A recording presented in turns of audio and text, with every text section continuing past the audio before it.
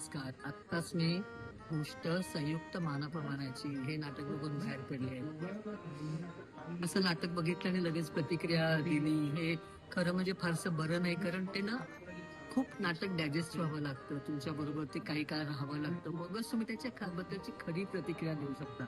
मला एक नक्की आत्ता सांगता येईल की हे नाटक खूप दिवस माझ्या बरोबर राहणार आहे, खूप दिवस माझ्या मनात रेंगाळणार आहे. पण त्या नाटकामध्ये अनेक गोष्टी अशा आहेत की ज्या कलाकारांनी शिकण्यासारख्या आहेत. कलावंताचं मन कसं असावं, कलावंतांनी एकमेकांच्या बद्दल काय मनात बाळगावं, रंगभूमीशी आपलं काय नातं आहे ते त्याचं ऋण कसं फेडावं, या अशा अनेक गोष्टी आहेत. आणि संगीत आणि ते गाणाऱ्यांचं फार सुंदर गातात आणि त्यांना आत्ता सुद्धा वंशमोर मिळतो. म्हणजे त्या काळात जेव्हा लोक वंशमोर द्यायचे तर काय माहोल असेल, कसे देत असते हे पण लक्षात येतं. आणि आत्ताच खरोखरच ते देतात. आणि 8 गाणी जवळजवळ मानाप्रमाणाची ऐकायला मिळाली आणि ती पण मेजवानी होती, का ते फार सुंदर गातात.